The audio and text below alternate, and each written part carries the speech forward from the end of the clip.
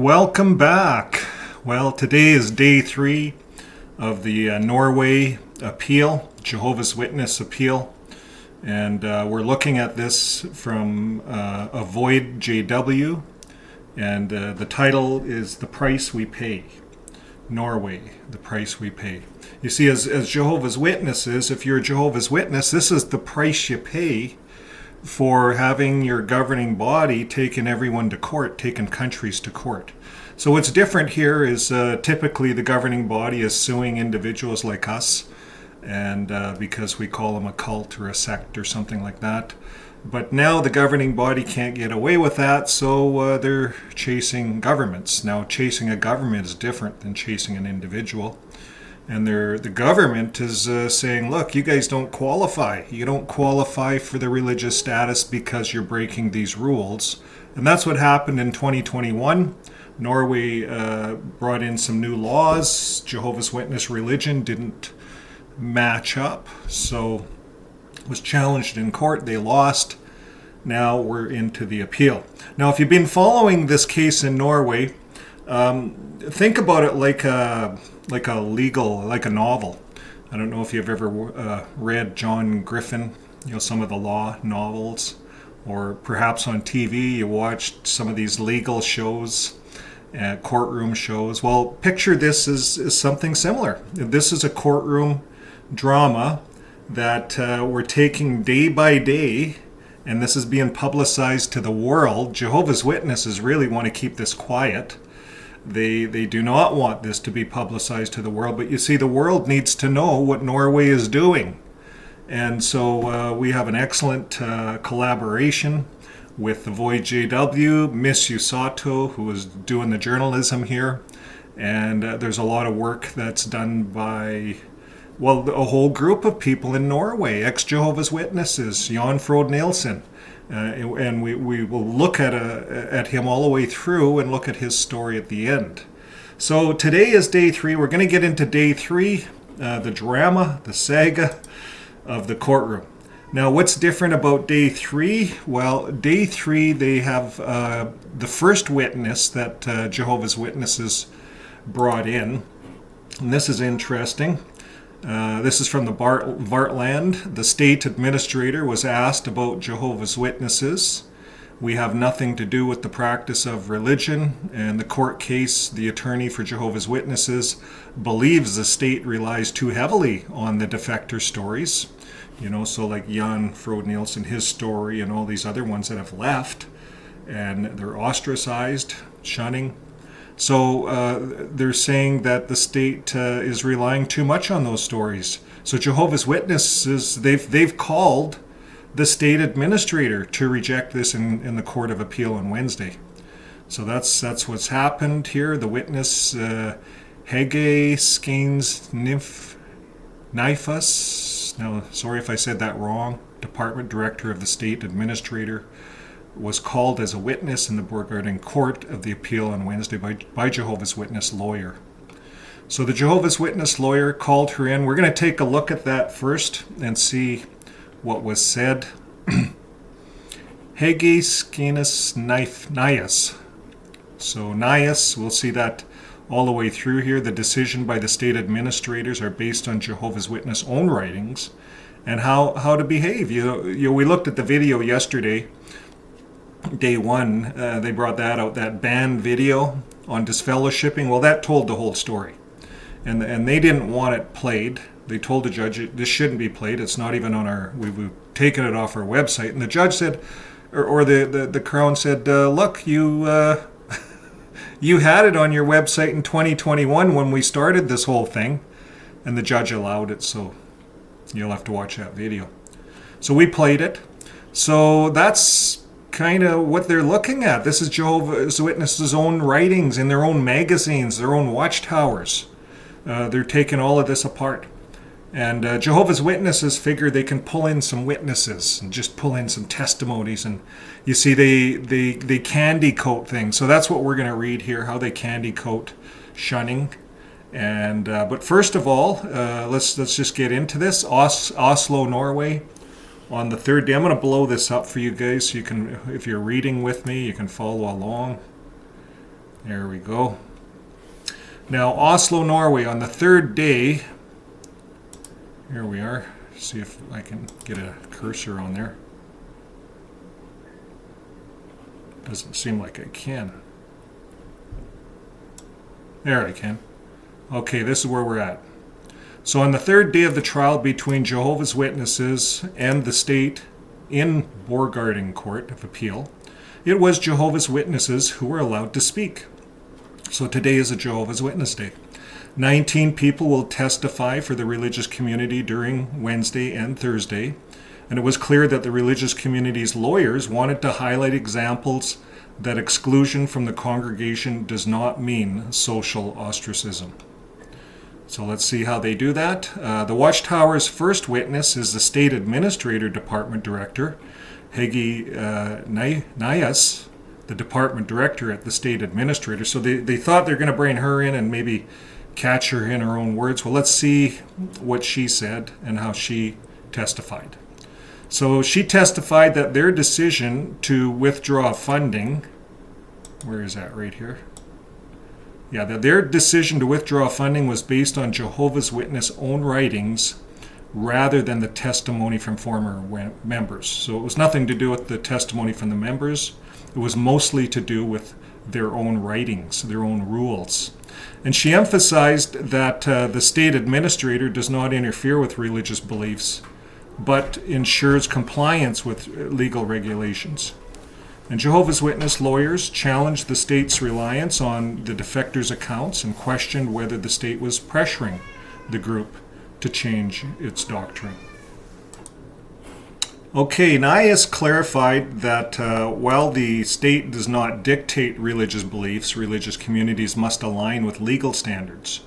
She also noted that while there is a substantial documentation of practices potentially harming children's rights, no specific cases have been reported that warrant police or child welfare intervention. And here's a picture of her in the court. Nias confirmed that the case has been handled by people with legal expertise, not religious expertise, and the Ministry of Children and Family Affairs Department of Faith and Beliefs, which handled the appeal against the state administrator's decision, has both theologians and religious scholars in its department. And this was confirmed by the head of the investigation, Geir Telso, when he was on the witness stand on Wednesday. You know, it's as if Jehovah's Witnesses think that no one else understands the Bible but them. You know, come on. So now we get into witness number 2. Toril Sawyer, if I said that right. If I said it wrong, sorry. Exclusion is not controversial in Jehovah's Witnesses. Everyone knows what can lead to it and relates to it. The 50-year-old Jehovah's Witness woman. Now, this woman, she says she's a female, and she gave the longest testimony of the day, detailing her life story, where she was the first in her family to become a Jehovah's Witness, and how she left the congregation and how she returned. Explaining her situation before she withdrew from Jehovah's Witnesses, she said, "I received many job offers, good money, and prestige. I did not go to the meetings and lived a life that was not in line with what I had promised in baptism." The woman explains about the prelude to the withdrawal. "It's incredibly sad and undignified that Norway does not consider my religion, my religious community, to be equal to 870 others. And in our congregation, we have lost some of our security. There have been axe attacks in Arendal, and people have broken into our church," she continues. I wonder why she wouldn't say Kingdom Hall. She says church. I thought they didn't want to be called churches. Anyways, side point. The following explanation of the woman's situation reveals that she is disassociated. "I was the one who distanced myself from the congregation and stopped coming to meetings. Then I chose to take consequences myself and withdrew from the congregation in a letter," the woman said, emphasizing that no one had pressured her to take the step. And in her situation, she believed that it was she who had been responsible for her loss of contact with the friends in Jehovah's Witnesses. It's not uncommon for people to disassociate from Jehovah's Witnesses. However, her reasons for leaving had nothing to do with her religious views. Rather, it had all to do with the life she wanted to lead. Okay, so she goes on to say that she had become a bad person and did not want contact with friends in the congregation. It was a shame that I sometimes felt I did not live up to the promises I had made at baptism, while my former friends did what they could to become the best version of themselves, she explained. I also had less contact with my family because the spiritual part of life takes up so much time. You see, that's bogus, folks. I'm gonna highlight this. She explains, I also had less contact with my family because the spiritual part of life that Jehovah's Witnesses takes up so much time. She had no contact with her family, if she's going to be honest. If she disassociated and she was announced as a disassociation, it's in the Elders book, she would have had no association. She would have been treated as disfellowshipped. So you see how in court they lie? This is subtle lies, folks. I'm telling you. Less contact. This is not true. She had less contact with family because she chose to. This is not the way it is, but this is how you see, we come in and look at this, and it's good that it's just put down there as it is, because now we get to pick this apart and we can see the white lies all the way through these statements. Less contact with my family. That's a big lie. Now, she goes on to say there can be 3 meetings per week, family studies at home and preaching, and she said that it wasn't just when she left that she lost friends. Also, when she first became a member, and then again when she returned to the congregation, she lost almost her entire circle of friends that were not Jehovah's Witnesses. So she lost on two sides of the story. She had to leave her worldly friends to become a Jehovah's Witness again.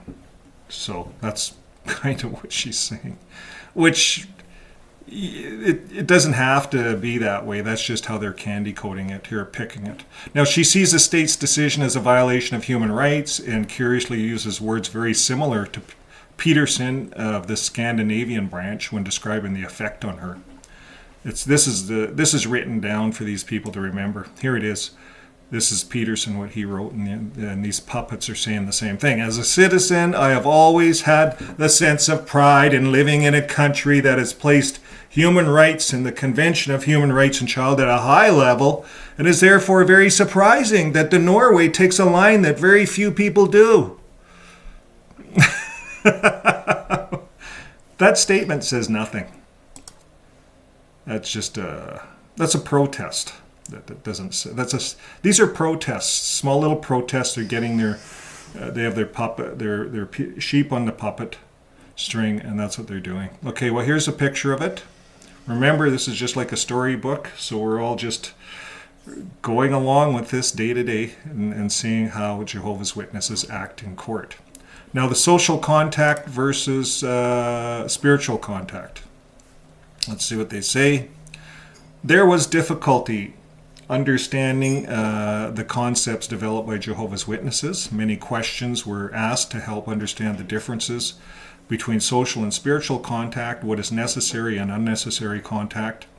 And despite the line of questioning to help understand these key concepts, the responses had the hallmarks of how Jehovah's Witnesses typically answer questions, vague and indirect. That's how they do it. So here's how they do it in court. They say, when asked these types of questions, we should not have spiritual contact with members who have been expelled voluntarily or involuntarily. And family ties are not broken, says the woman, as if she was reading directly from JW.org. Well, we all know all over the world that family ties are completely broken. Completely broken. Just ask any of us that have family in that organization. We cannot talk to them because we left, just because we left. You don't have to be disfellowshipped. In my case, I just left, just walked out the door. And then after a while, the elders track you down, they meet with you, and they ask if you're ever going to come back. I said, no, never, ever am I coming back. It was a bad experience, a very bad experience for me and for my family. And of course, they go back and announce your name. It's the end of it. You're disfellowshipped. You disfellowshipped yourself. It's the same thing, shunned disfellowshipping. They can candy coat this all they want, but nothing has changed in this organization. Or I would be talking to my daughter right now, and I wouldn't be online having this discussion with you guys. Now, it says we should not have spiritual contact with members who have been expelled voluntarily or involuntarily. That means if you walked out involuntarily. So they got it right. You're expelled involuntarily or voluntarily if you disassociate yourself. Now, when the judge asked her about social contact with an expelled person, she replies, "I don't think it is advisable to have a lot of unnecessary contact with those who are excluded." So the judge just asked her about the social contact with an expelled person. I don't think it's advisable to have a lot of unnecessary contact with those who are excluded. Why? Why would she say that? Because this is the doctrine, this is the programming from the authorities, right? So let's go on. When asked what was necessary or unnecessary contact, she says it's up to the individual to assess what that means. Bullshit. That's really a lie. Sorry. It doesn't work that way. It's not up to the individual to assess what that means. It's in the Elders book. If you look at the first video I did, I ran a bunch of that Elders book stuff and showed how it's a cult. If you look at my video on a cult, JW.org is a cult, we break down the Elders book and show you from the Elders book it's a cult. It's worshiping men over the Bible. Now, she says it's up to the individual, which is a lie. It's a complete lie in court. But I guess that's what Jehovah's Witnesses do. Now, it goes on to say here, but I think the practice of exclusion or timeout. Have you guys ever heard of timeout? That's another make-up word that they're kindergarting, like kids, treating us like kids. I've never heard of a timeout word. It's you're disfellowshipped. You're out. You're out. Don't talk to that person again. If you leave on your own, you're actually in worse shape, because you see, when you're disfellowshipped, they think you're kind of still hooked up to them, and you got 7 days to appeal, and they view you still as a JW, you know, because you haven't said you're never going to go back. You see, when you walk out, you want nothing to do with them. That's when you're dead to them. Disfellowship people might get a visit once a year because they want you back, right? Okay, so when asked what is necessary or unnecessary contact, she says it's up to the individual. We know that's all a lie. And she says, but I think the practice of exclusion or timeout, as I like to call it, is best for everyone. And for me, it was good that I had time to reflect on how I lived my life. It was also good that the other members were not affected by my lifestyle. After all, we are only human. So right there, she says in her testimony that she agrees, this religion should separate families. And it's good to be separated. That's her testimony, which really backs up the whole disfellowshipping thing. Okay, well, let's look at witness 3 to 9, other Jehovah's Witnesses plus 2 elders, Gun Merritt Delan and Trod Hagen. I probably won't try to say those names again. It affects our everyday life. Jehovah's Witness women. 2 congregation elders take the stand. One had a daughter who returned to the congregation after 14 years, while the other had a sister who had been disfellowshipped and had not returned. And the first elder, serving in the congregation of Jehovah's Witnesses for 40 years, explains that we had social contact with our daughter, although it was decreased. Another lie. You see how they're throwing this in here in court? I'm going to highlight that. We know this is an outright lie, because this is not how it works. He says in the court, under oath, we had social contact with our daughter. It's right all over their literature. You can't. It doesn't happen. Well, he says he had it, social contact with his daughter. I think he's just saying that. He was prepped to say that in this court. But anyways, he's saying he had social contact with his daughter, although it was decreased when she moved out to study. Out to study? study what? We visited her and she visited us. So they really downplayed the whole disfellowshipping thing. The daughter who returned after 14 years. When asked if he received guidance to limit contact with his daughter, he flatly lies. He says no. Liars. When he was confronted by statements in Jehovah's Witness book, Keep Yourselves in God's Love, where it directs readers to avoid persons expelled from the congregation and that contact with family members who have moved away should be kept to a minimum, he responds, where the boundaries are here is a matter of conscience, and the practice is also being adjusted a bit over time. Lie after lie, right? These guys are doing in court. I think it's admirable and good that these puppets are lying for their puppet masters. It just shows how indoctrinated they are, that they're going to stand. They call it theocratic warfare, by the way, and we might get into some of that. I think they might talk about that later on here. But they call it theocratic warfare, where you're allowed to lie to protect Jehovah's name. The seven sins that God hates, lying is in there. Lying is in there. So another lie to cover the first lie. You see how lies are? You have to have lie to cover up lies.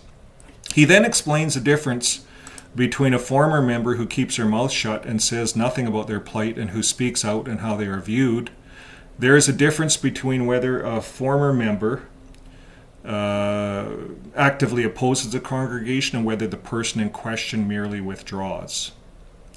Whether he is aware of it or not, this is an admission that any member or former member that speaks out about the harms caused by Jehovah's Witnesses is treated with more contempt than someone who keeps her mouth shut.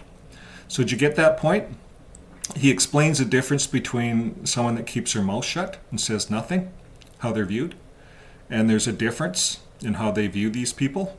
So if you they call us apostates because we don't keep our mouth shut. We talk about this online. So you're an apostate. You're different than a disfellowship person. You're way worse off in their eyes.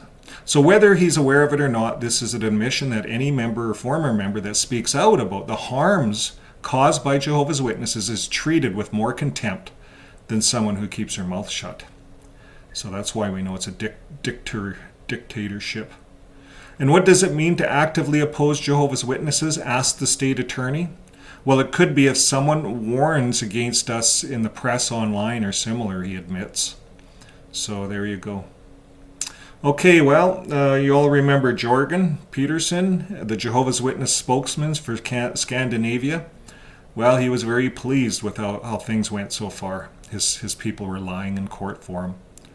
And he's very pleased with that. And the witnesses list presented to the appellate court is not much different to the list presented to the district court 1 year ago. And when asked by the media if he expects the court to reach a different decision using more or less the same evidence, he replies in the typically vague and indirect manner that we have come to expect from these people, these JWs. He says, I cannot comment on the strategic aspects, but we initially thought that the district court's decision was strange. And this is a case that is about human rights, freedom of religion, and freedom of expression. So here we go. They're using the same arguments that they used last year, this year. And they expect to win in the appellate court. So let's see what happens. There's Jorgen Peterson. He is the master puppet string leader in Scandinavia. If you take a look at him, his eyes, he's a dishonest person. He lies. And he's teaching his people to lie. So this guy's got to be ashamed of himself in Jehovah's eyes. This guy is not in a good position. You look at the scriptures on what Jehovah thinks of lying. Destruction is all I read. That's what their books tell us. So when asked about what he thought about the state's argument, he replies, it's an established practice for many years. And in a number of other countries, it has been confirmed that it does not entail a violation of human rights. We've been upheld in 75 judgments in human rights court. And he conveniently forgets to mention that the vast majority of the 75 judgments do not relate to shunning. So, and they lost in the Human Rights Court on the blood card. I ran that article, that video, not too long ago. So they're not winning lately. They may have won over the years for preaching and different things like that, but they're not winning when it comes to violations of our human rights. You see, if you can't leave a religion without penalty, then we got a problem with that religion. Why is it called a charity? And why does it have its hand out for free money? You see, they can do what they want with their religion, and they can be as culty as they want, just like Scientology. Scientology does not get any charitable grants in Norway. It's not considered a religion, a charity religion. It doesn't help people. So he conveniently forgets to mention these other judgments that don't relate to shunning.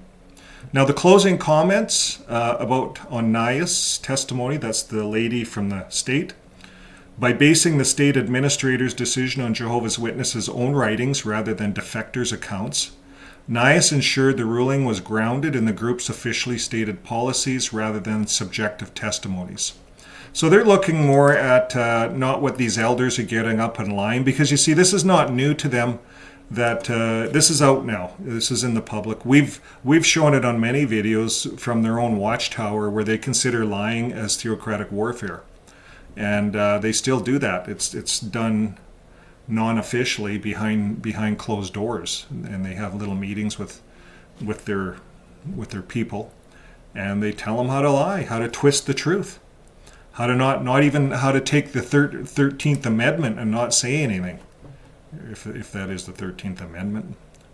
Now, this approach strengthens the legal reasoning behind the decision because they're looking at more the group's rulings, not the testimonies, making it more difficult to dismiss as biased or anecdotal. Did I say that right? How do you say that word? Okay, so anecdotal. It's not necessarily not necessarily true or reliable because it's based on personal accounts rather than facts or research. So that's what that word means. That's what Jehovah's Witnesses are doing. And Nias was careful to clarify that the state administrator does not interfere with religious beliefs, but instead ensures compliance with legal standards. And this distinction is important because it upholds the principle of religious freedom, while reinforcing the responsibility of religious organizations to follow the law. And I think it's just the tip of the iceberg for this religion, following the law. Like, why are they allowed to coerce people into dying with the blood transfusion thing? Why is that allowed? That should be, like, thousands of people die, and that's not based on the Bible. There's nowhere in the Bible where it says people should be dying over that scripture or what it says on blood. It's not a life or death thing. It's a good health, and good health to you is what it sums it up. It's abstain from fornication, abstain from blood, and good health to you. So it's not a life and death thing. Jesus showed that when he healed people on the Sabbath. He was condemned, and he was told by the Pharisees that what you're doing is wrong, you're breaking the law, and you should die over it. See, they wanted to kill people. So when we look at Jehovah's Witnesses, they are very much pharisaical. They are not Jesus-like. They are not Christ-like. They are pharisaical-like, and they have HLCs in the hospitals watching people to die so they don't take blood. That's pharisaical. It's not conscience.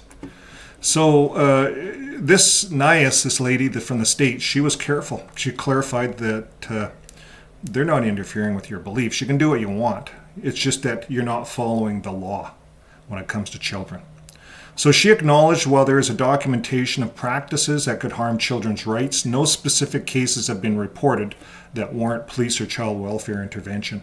And this demonstrates a commitment to due process, recognizing concerns while avoiding overreach. And the fact that the appeal process involved theologians and religious scholars suggests that different perspectives were considered And this reinforces the integrity of the investigation, which shows that the state was not making uninformed decisions about religious doctrine. You see, Jehovah's Witnesses are not the only ones that can read the Bible. In fact, their Bible is very tainted. It's not even considered a Bible. It's called Holy Scriptures. See, legally, they cannot call that book a Bible. It's just a textbook based on Holy Scriptures.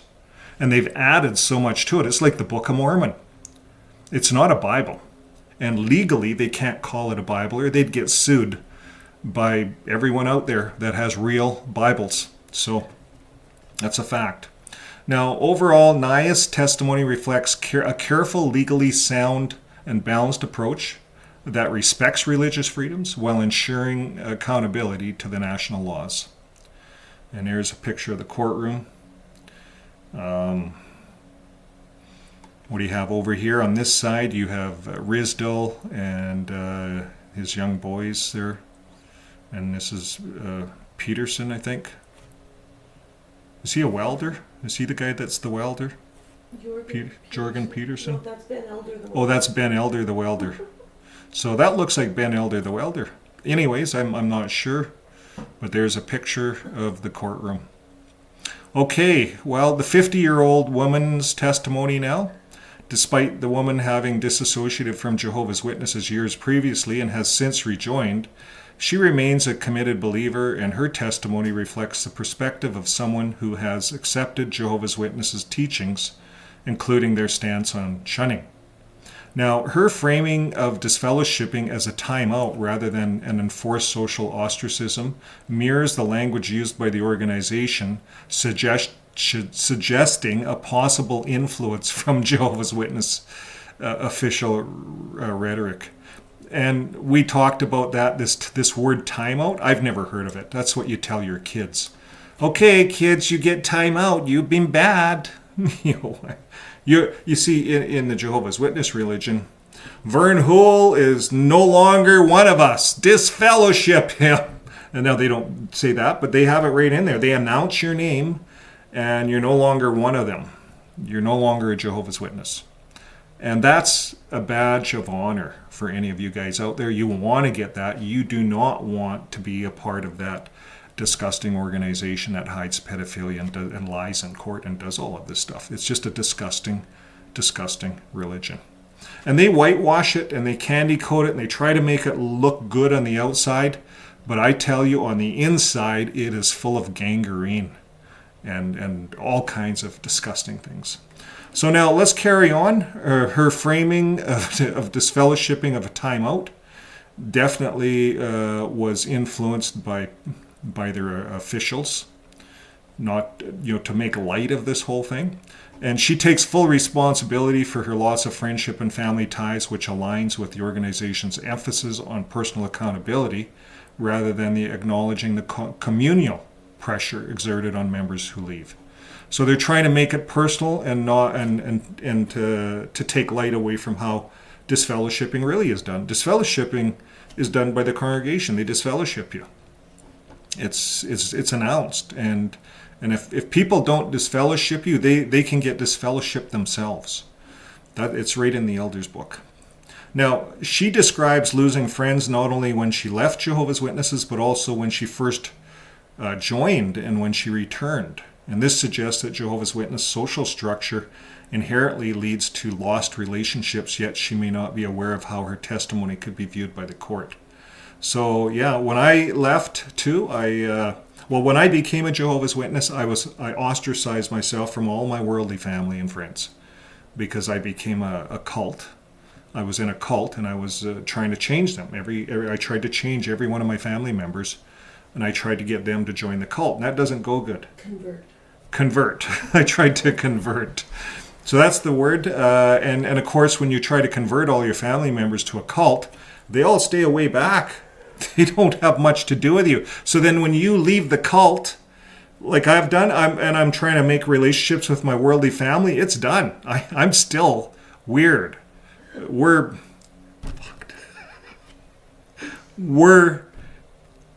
We can't reintegrate into society. It's really hard. It's hard. It's hard. You have to meet someone like my good wife and try to get help that way, but it's tough. Or rebuild. Or rebuild, yeah. Mm-hmm. But you're not gonna. I found in my case with all my worldly acquaintances and families, it was nothing. There's no relationships at all.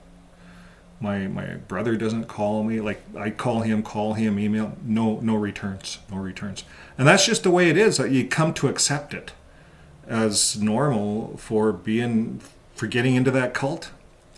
And I was in it for 30 years, and you screw up everything in your whole life. It's just a mess. And when you get out, there's nothing. It changes. Sure. So it's tough, and that's why we have communities online. We do lives. If you haven't joined our channel, if this is your first time, come on Wednesday night. Joe and Fran, they throw a live on. We try to do 2 lives a week. So, yeah, that's one way of getting some kind of an association together. But it's hard.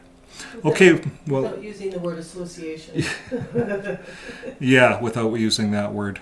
But anyways, this lady here, let's carry on. She describes losing friends not only when she left Jehovah's Witnesses, but also when she first joined and returned.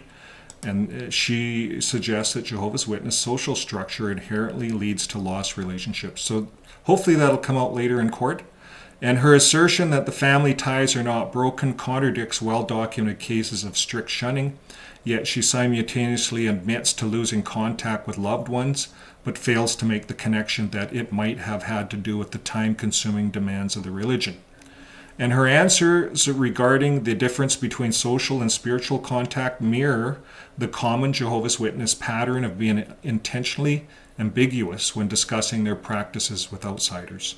And when pressed on the meaning of necessary versus unnecessary contact, she deflects by saying it's up to the individual, which avoids acknowledging that members are under strong pressure by the organization, JW.org, to limit contact. The elders will enforce that. It's in the elders book.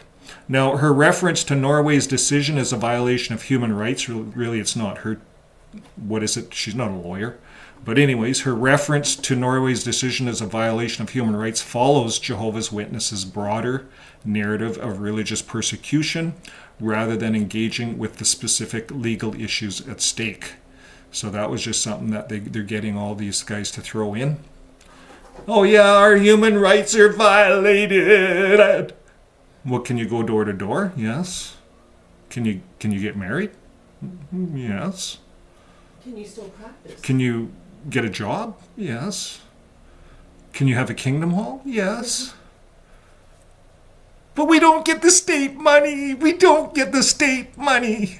That's what it is. It's a tantrum. This is a big tantrum. Jehovah's Witnesses are not getting the state funding, and they're throwing a tantrum, and this is what it looks like in court, folks. Miss Usato nailed it. She nailed it, Miss Usato. The money. Okay, so this lady says she left Jehovah's Witnesses for personal reasons, not due to doctrinal disagreements or experiencing coercion. This means her experience does not fully reflect the reality of those who leave for ideological or ethical reasons and are subsequently shunned. Yeah, if you're leaving because you don't want to die over this stupid blood transfusion thing, their doctrine.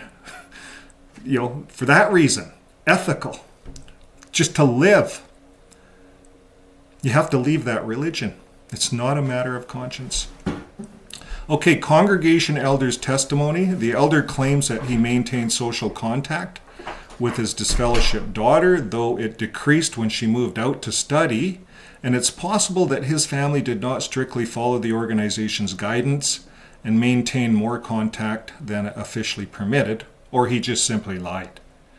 I'm going with that. I think they just lie and make stories up. But anyways, it doesn't fall in line with anything I've ever experienced on disfellowshipping. And I've had, my ex-wife was disfellowshipped twice. She was disfellowshipped twice.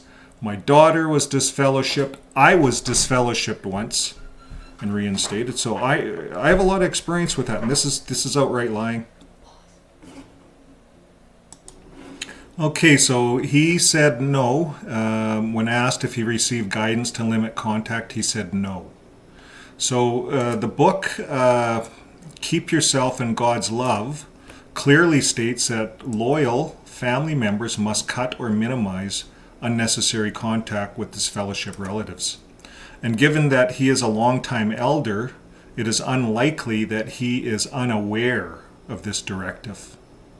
His denial appears to contradict documented policy which suggests he was being evasive or misleading, or let's just be honest, he's just a big fat liar. He's just a liar. These guys lie, these elders lie, and they call it theocratic warfare. And it's not. They're lying for cult members. They're lying to hide the truth about shunning and how they enforce shunning. They're lying. So that's why the state doesn't look at these testimonies. They look at them as bogus.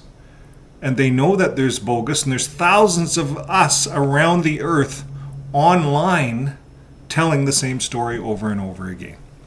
So some of what we're saying has to be true. But when you look at the elders book details how the elders have to enforce these rules. And we cover that on this channel. I have a playlist of all the whole elders book. Now, when confronted with the actual wording of Jehovah's Witness teachings, he shifts, this elder, to saying the policy is a matter of conscience.